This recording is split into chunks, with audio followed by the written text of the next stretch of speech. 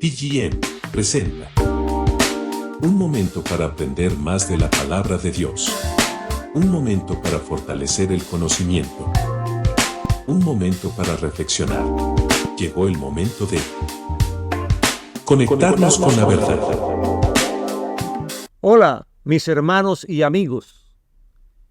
Siguen saliendo a la luz los horrores del ataque a la nación de Israel, la cual es el reloj profético de Dios, y los últimos acontecimientos ocurridos nos obligan a hacer una pausa en nuestras enseñanzas para ocuparnos de este importante tema. Como es sabido por todos, en la madrugada del 7 de octubre de 2023, los militantes palestinos terroristas de Hamás han lanzado un ataque cobarde y sin precedentes por aire, tierra y mar contra el pueblo escogido de Dios, que incluye el secuestro de niños, mujeres y ancianos, así como por supuesto el asesinato de personas inocentes, por lo que el día de hoy Israel se encuentra en estado de guerra. No es una casualidad que hace exactamente 50 años, el 6 de octubre de 1973, también ocurrió un ataque sorpresa de Egipto y Siria contra Israel, la guerra de Yom Kippur. En esa oportunidad, sus enemigos también esperaron la celebración del día más sagrado del año judío, como vemos en el gráfico, Yom Kippur, o el día de la expiación, que es uno de los Yamim Noraim, que en hebreo significa días extremadamente santos. Hubo más de 10,000 muertos en esa terrible guerra, pero en 19 días, el 25 de octubre de 1973, Dios le dio la victoria a Israel. Ahora, los terroristas no atacan exactamente el 6 de octubre, sino que esperan un día más para que el ataque sea más contundente, ya que el sábado 7 de octubre, 50 años y un día más a la anterior guerra, Israel no solo celebraba el día de reposo, el Shabbat, sino que junto con el Shabbat celebraban una fiesta muy especial en sí misma llamada Shemini Etzerit, que como vemos en el gráfico, sigue directamente a Sukkot, o fiesta de los tabernáculos, que se celebra durante 7 días. Y por lo tanto, Shemini Etzerit es un día añadido a estos 7 y literalmente es el día para dar gracias por las Sagradas Escrituras. De modo que a las 6:30 de la mañana de este sagrado día, cuando una lluvia de misiles bombardeó por sorpresa a Israel, toda la nación se encontraba no solo en un día de reposo conforme al mandamiento, sino que también era una fiesta sagrada, muy solemne para toda la nación. Ya al mediodía, los terroristas habían disparado más de 2,500 misiles, ocasionando terribles desastres. Un masivo daño al sur del país debido a que la respuesta de Israel a los ataques tomó demasiado tiempo. Y esto lo aprovechó el enemigo para secuestrar y asesinar muchísimas personas y causar un daño sin precedentes en la historia de Israel. No quiero presentar imágenes ya que son impactantes y yo me quedo sin palabras ante la crueldad de semejante masacre. Hace apenas pocos días, Arabia Saudita e Israel hablaron confirmando un acercamiento y esto ha disparado el enojo de muchos países árabes extremistas musulmanes que no desean el acercamiento con Israel y que, como Irán y Qatar, desean la destrucción del pueblo de Israel. De hecho, Arabia se acaba de manifestar diciendo que cesa todo acercamiento diplomático con el pueblo de Israel. Eso era lo que querían los enemigos.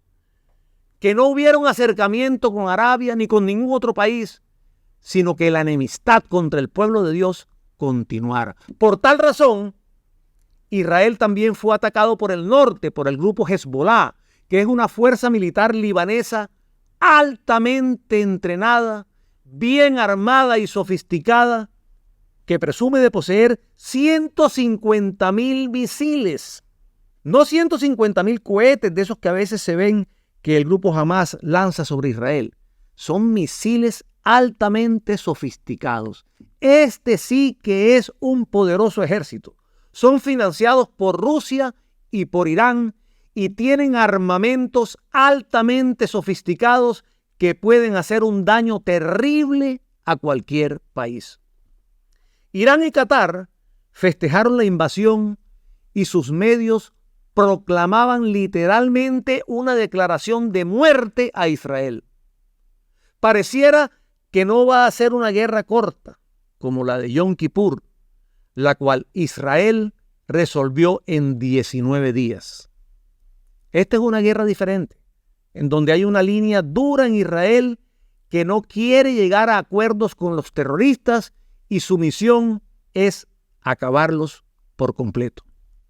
Pero por otro lado, el grupo terrorista Hamas tiene cientos de civiles como escudos humanos y ellos saben que es bien importante para Israel, ya que una sola vida israelí es más valiosa que cualquier otra cosa. La historia vuelve a repetirse.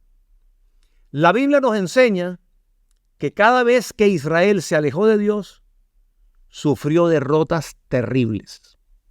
Incluso el profeta Zacarías anunció que antes de la venida de Jesucristo, Israel también sufrirá otra derrota terrible. Su última derrota antes de la redención. Esto lo vemos en Zacarías capítulo 14, versículos 2 y 3. Porque yo reuniré a todas las naciones para combatir contra Jerusalén, y la ciudad será tomada, y serán saqueadas las casas, y violadas las mujeres, y la mitad de la ciudad irá en cautiverio, mas el resto del pueblo no será cortado de la ciudad. Después saldrá Jehová y peleará con aquellas naciones como peleó en el día de la batalla. Aunque los hechos mencionados en este pasaje bíblico de Zacarías se asemejan a lo que está ocurriendo en la actualidad, esta escritura del profeta Zacarías no sucederá en este tiempo. Esta es una escritura que precede a la segunda venida de Cristo, cuando Él pondrá sus pies en el monte de los olivos y el monte de los olivos se partirá en dos, formándose un gran valle. Por tanto, esta es una escritura que se cumplirá después de la abominación desoladora de la que primeramente habló el profeta Daniel. Zacarías habla de todas las naciones reunidas para combatir a Israel. Rusia, Irán, Qatar, Turquía. ¿Estaremos cercanos a ver una terrible guerra de Rusia y sus aliados en contra de Israel? ¿Será que Gog y Magog están tomando pasos estratégicos para tomar control del Medio Oriente y así tratar de exterminar a la descendencia de Abraham? Bueno, ahora Israel no está siendo atacada por naciones, sino por una organización terrorista o un puñado de ellas, si consideramos también al grupo Hezbollah en el ataque. Por tanto, el pasaje del profeta Zacarías no se aplica para esta guerra. Sin embargo, hay que estar alerta a la posibilidad de que alguna nación salga a defender a los terroristas de Hamas por los ataques que Israel está haciendo en estos momentos en la Franja de Gaza. No podemos cerrar los ojos. La Biblia nos enseña en el Evangelio de Mateo, capítulo 24, versículo 6, que oiremos de guerras y de rumores de guerra, pero que todavía no es el fin. Todas estas señales antes de la venida del anticristo las estaremos viendo, pero todavía no es el fin. De modo que, aunque Israel finalice esta guerra y pueda acabar totalmente con el grupo terrorista Hamás, la Biblia nos dice que antes del fin seguirán las guerras y los acuerdos de paz. Y ambas cosas irán de la mano hasta que llegue el anticristo y engañe a todas las naciones. Primera de Tesalonicenses, capítulo 5, versículo 3, nos enseña que el anticristo efectuará grandes alianzas y tratados de paz, acabando no solo con todos los conflictos en el Medio Oriente, sino en el mundo entero. Y cuando el mundo diga paz y seguridad, la Biblia enseña que será una falsa paz y vendrá destrucción repentina. Allí es cuando todas las naciones se unirán para atacar a Israel, y hay que estar alerta al reloj profético de Dios. Hay que estar alerta a Israel. Con todo esto, el Señor está hablándonos, no solo a Israel, a nosotros también. Está dándonos un mensaje. Repito, no solo a Israel, sino también a nosotros y al mundo entero. Es un tiempo para que la iglesia reflexione y recapacite con todas estas noticias. Dios le está hablando a cristianos tibios que se han dejado de congregar, que han dejado de leer la Biblia. Israel está en guerra. Y mi hermano, lo natural es un producto de lo espiritual. Lo hemos estudiado en muchas cápsulas.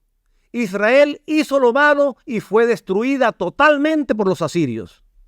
Los judíos, que conformaban las dos tribus del sur, también hicieron lo malo y fueron destruidos por Nabucodonosor, quien los llevó cautivos a Babilonia.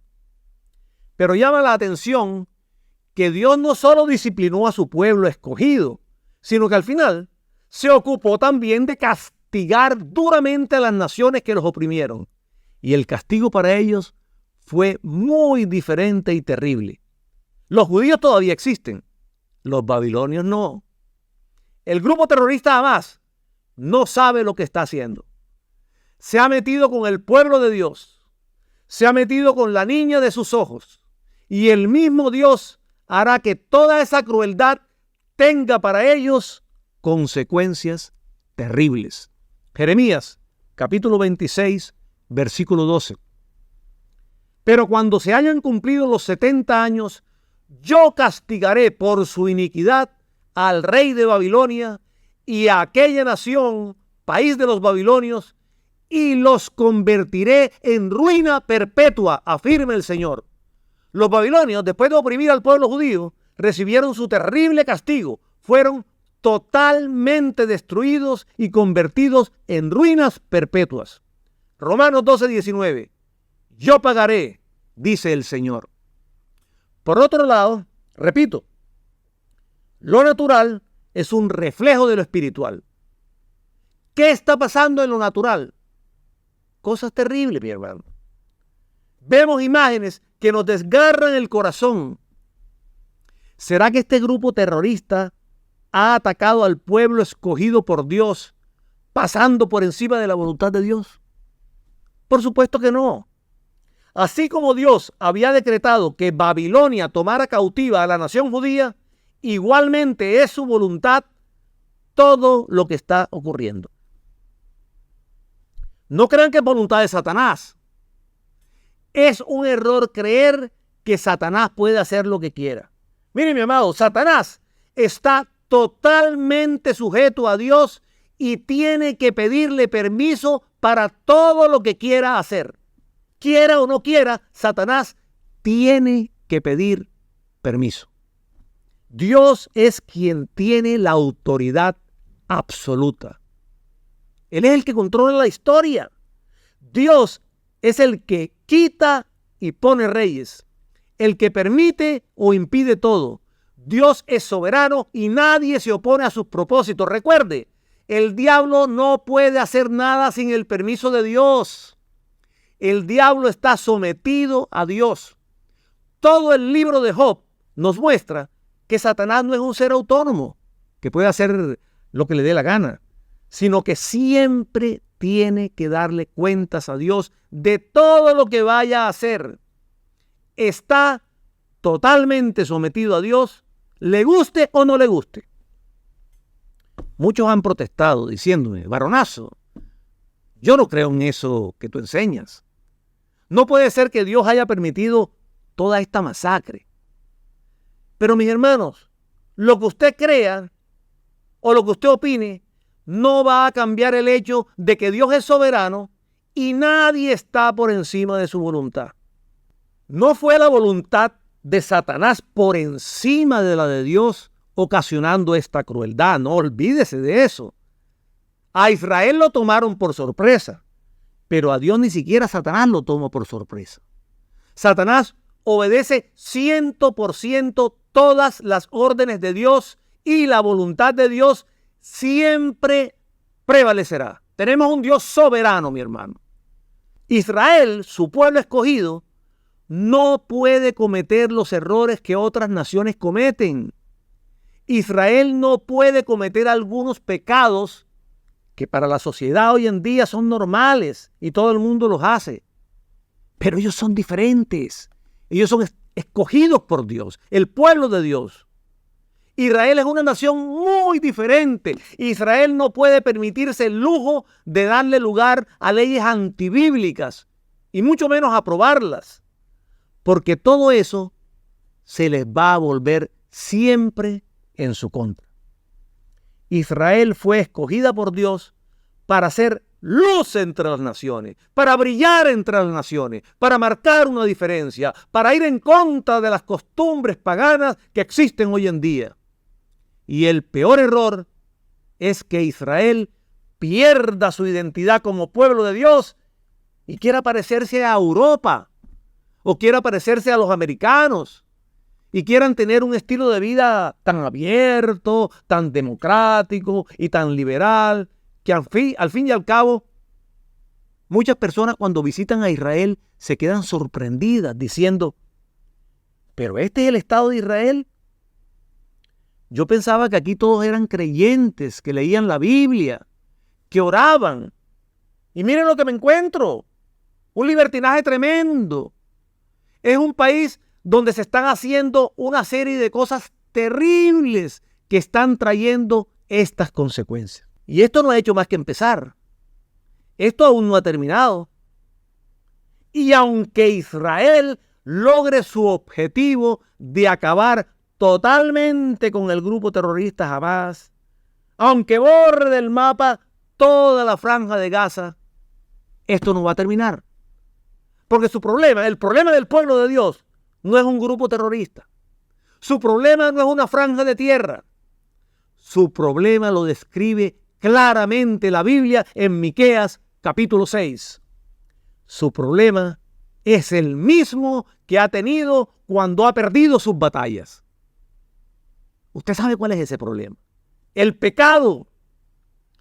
El primer pueblo que conquistó Israel después de atravesar el desierto fue Jericó, un pueblo poderoso, poderosísimo, y no tuvieron ninguna baja entre ellos.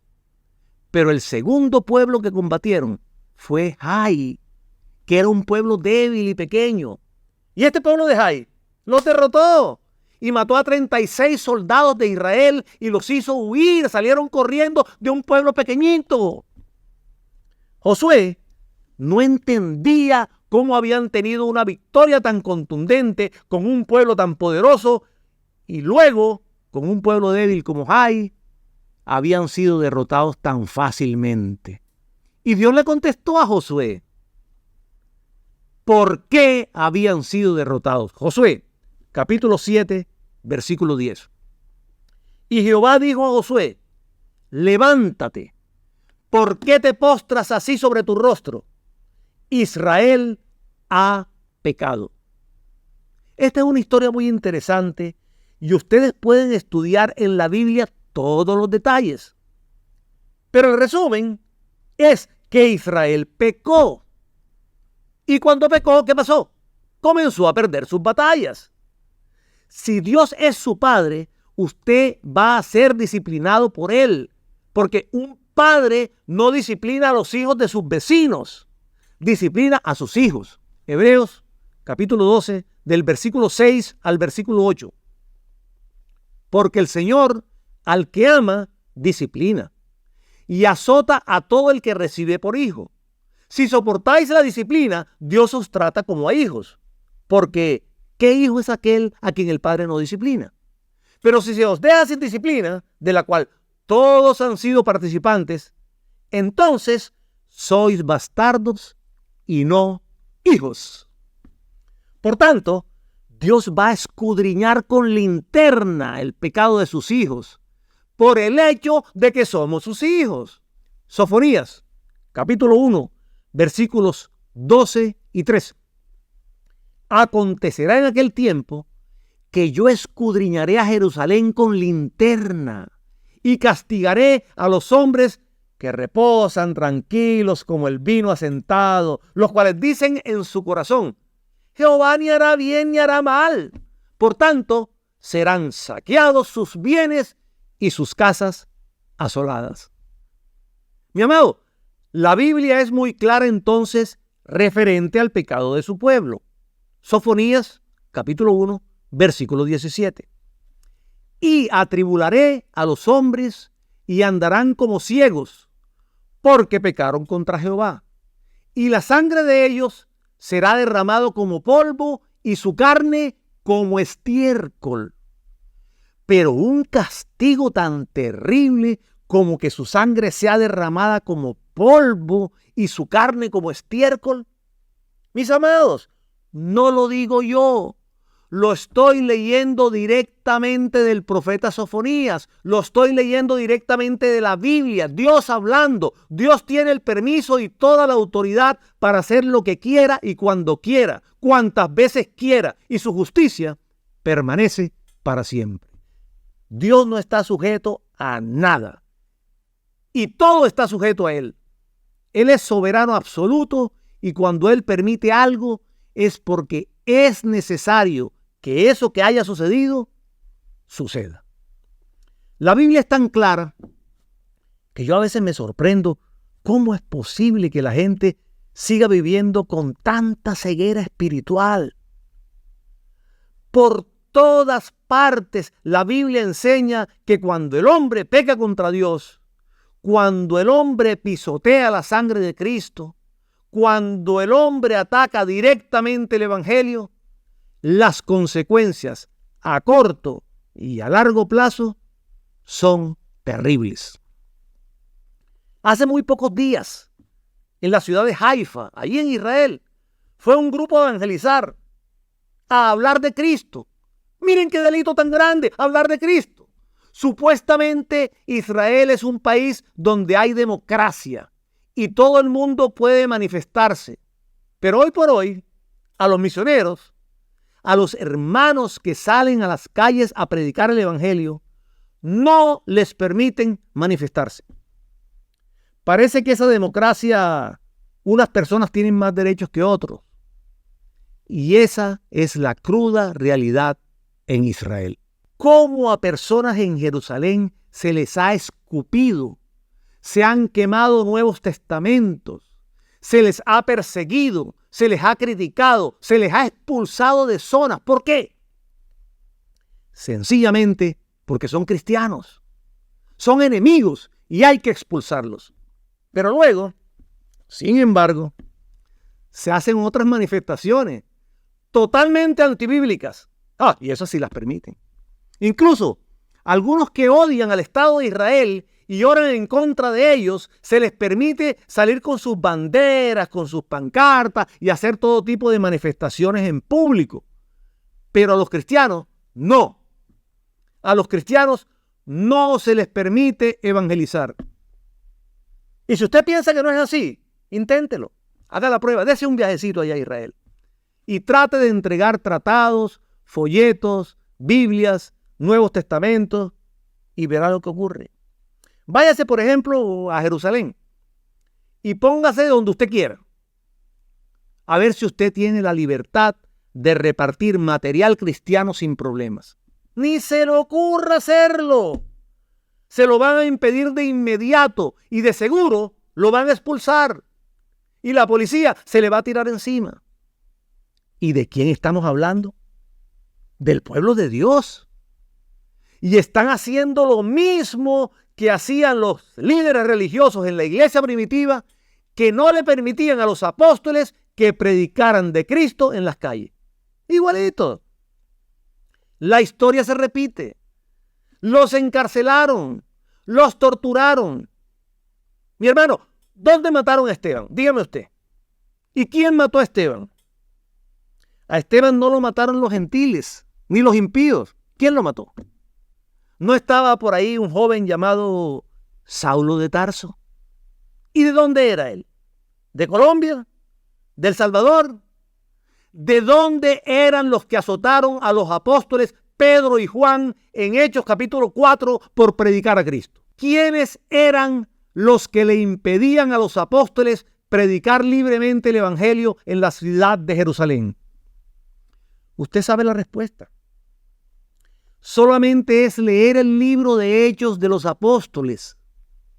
En Israel en estos tiempos es exactamente lo mismo. Pero ya no estamos en el siglo I. Estamos en el año 2023 y todavía en Israel está prohibido evangelizar. ¿Usted sabía que en Israel los mormones tienen una universidad en unas propiedades grandiosas? Unas instalaciones millonarias. Bueno, se les permitió hacer eso en Jerusalén. ¿Qué respuesta de Dios puede tener un pueblo que prohíbe la predicación del Mesías, el Hijo de Dios, nuestro Redentor, nuestro Señor y Salvador, el Rey de Reyes que nosotros predicamos? Nadie está obligado a creer en Cristo, pero se supone que en un país democrático, en un país libre, uno puede hablar de lo que quiera. Se supone, pero en Israel usted no puede predicar a Cristo. Incluso, ahora hay grupos de judíos que han boicoteado las reuniones de oración de sus mismos judíos ortodoxos en Jerusalén. Judíos que son habitantes de Israel, que están interrumpiendo a judíos ortodoxos para prohibirles que oren, para prohibirles que lean la Torá y que puedan realizar sus ceremonias libremente. Y los maltratos e injusticias contra los palestinos es una historia de nunca acabar. Abusos brutales de miembros de la policía y servicios de inteligencia israelí allanando viviendas de palestinos por las noches mientras duermen, tumbando las puertas y torturando a hombres, mujeres y niños con armas de electrochoque, golpes, patadas, bofetadas e insultos. Una manera cruel de despertar a palestinos por las noches. 4 de cada 5 menores palestinos detenidos por el ejército israelí son objeto de agresiones y abusos sexuales, desembocando todo esto en insomnio y pesadillas para una nueva generación palestina completamente desilusionada de su futuro dentro de este régimen macabro y violento, donde la única defensa que en algunas oportunidades han tenido son las cámaras que han logrado grabar todas estas infamias del ejército de Israel. Y esto usted no lo oye en las noticias. Esto no se publica. Gálatas, capítulo 6, versículo 7. No os engañéis. Dios no puede ser burlado, pues todo lo que el hombre sembrare, eso también segará. Entonces, cuando estas cosas ocurren, no ocurren por casualidad. No ocurren porque al diablo se le ocurrió ahora zarandear a Israel. Las cosas ocurren porque nuestro Dios soberano lo permite con un propósito. ¿Y cómo ocurrió? ¿Qué pasó con ese total control que Israel tenía sobre la franja de Gaza? ¿Qué pasó con una de las inteligencias militares más poderosas del mundo, fue humillado. Dios ha permitido que un pueblo con tanta inteligencia militar haga el ridículo frente a aquellos enemigos que tanto había humillado y torturado. Si semanas atrás nos hubieran dicho que más de 1,000 terroristas iban a entrar libremente a Israel para masacrarla y que algunos de ellos iban a entrar en sus propios vehículos sin ningún impedimento para asesinar, violar y torturar y por último sacar entre 100 y 150 secuestrados, incluyendo militares, y salir de Israel en los mismos vehículos que entraron, la gente se hubiera reído. Esto no podría ocurrirle a un país con la inteligencia y el poderío militar de Israel. Pero no solo Dios hizo que ocurriera, sino que además ocurrió con una crueldad que es indecible por el horroroso sufrimiento, las torturas, las violaciones y los asesinatos a muchas familias que en estos momentos están viviendo el peor día de sus vidas. ¿Será que Dios se ha olvidado de su pueblo? Claro que no. El problema es que su pueblo se ha olvidado de su Dios. Esa es la realidad. Mi hermano, 13 días antes del ataque, septiembre 24, Israel celebra Yom Kippur, o el día de la expiación, del perdón y del arrepentimiento. Un día ordenado por Dios al pueblo judío, el cual es extremadamente santo. El día más sagrado del año judío. Los judíos montaron en Tel Aviv una sinagoga pública para invitar a la gente a orar en un día tan especial. Para sorpresa de ellos, por primera vez llegaron un montón de personas, no de otros países, sino de allí mismo, de Israel. Estos colectivos que les gustan las banderitas de colores y hacen sus manifestaciones por las calles. Bueno, llegaron allí con sus banderitas de colores y sacaron a todos de la sinagoga a patadas. Les dijeron que en Tel Aviv no, que en Tel Aviv no se van a poner a orar, ni se van a poner a pedirle perdón a Dios. Y les dijeron a todos ellos, a esos judíos ortodoxos, temerosos de Dios, que se fueran con su Yom Kippur para otra parte. Sin embargo, en esos días, estos mismos de las banderitas se fueron a Jerusalén, a hacer el día de su orgullo. Oh, ¿cómo puede ver Dios semejante blasfemia? En Tierra Santa, en Jerusalén, orar y buscar a Dios, no. Lo otro sí. Una semana más tarde se celebraba la última fiesta del calendario religioso, Sukkot, o fiesta de los tabernáculos, que se celebra por 7 días. Y el octavo día, que es un día añadido, se celebra, como vimos anteriormente, Shemini Etzerit. Y la gente celebraba el privilegio de haber recibido las Sagradas Escrituras. Pero ni en el día del perdón hubo un mínimo de respeto, cosa que siempre piden los demás, pero que no respetan a otros. Ni en el día de la fiesta de la palabra de Dios tampoco lo hubo. ¿Qué tipo de educación bíblica, me pregunto yo, le están dando los judíos a sus hijos? 3,000 jóvenes decidieron irse ese día sagrado al desierto a celebrar el famoso festival Supernova, donde había droga toda la que quieran y donde Dios no aparecía por ninguna parte, porque no lo quieren. Pero para sorpresa de muchos, en medio de esa fiesta de lujuria, vino destrucción repentina. En medio de esa fiesta, que nos recuerda la fiesta que hizo Israel, adorando en el desierto un becerro de oro, porque en ese lugar todos danzaban como salvajes, las mujeres con ropa que apenas les tapaban los pechos, todos drogados, todos borrachos, alrededor de una imagen gigante de Buda. Pero Dios no aparecía por ningún lado. ¿Cómo así, varonazo? En Israel, sí, tal como lo oye, en Tierra Santa, danzaban frenéticos alrededor de una imagen gigante de Buda en un día sagrado para el Señor. En el día de la palabra le han dado la espalda a la palabra para danzar alrededor de ese ídolo y en un desenfreno terrible. Y entonces cayeron sobre ellos los terroristas. Hicieron con ellos una masacre. Ya han sacado 260 personas muertas. Y además, se llevaron 150 personas secuestradas. ¿Se dan cuenta ahora qué pasa cuando abrimos puertas a lo que no agrada a Dios? El favor de Dios no nos respalda.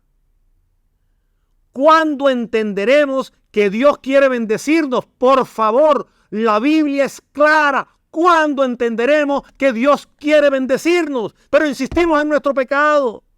Nosotros no nos dejamos bendecir por nuestro pecado. La vida no es un festival de ilusión.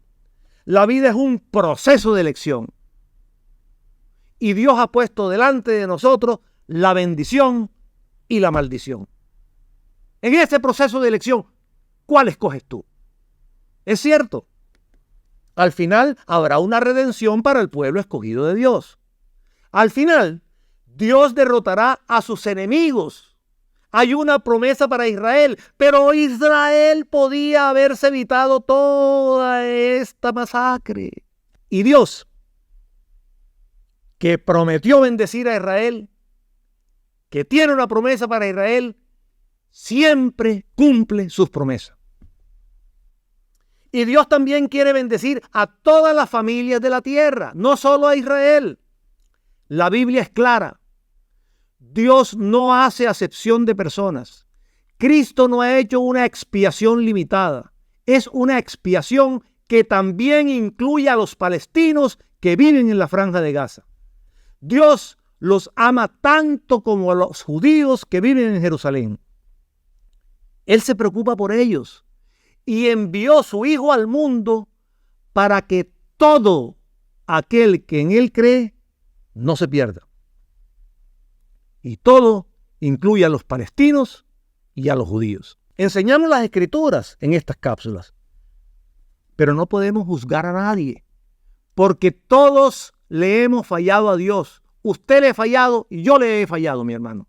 Las Sagradas Escrituras nos ordenan bendecir a Israel. Dios le hizo una promesa a su pueblo que siempre estará vigente. Génesis capítulo 12, verso 3 nos enseña que bendecirá a quienes los bendigan y maldecirá a quienes los maldigan. La palabra dice en Salmos 122, 6 que debemos orar por la paz de Jerusalén.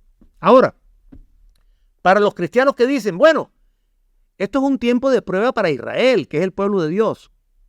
Déjenme entonces preguntarle, ¿y usted qué es? Primera de Pedro, capítulo 2, versículo 9.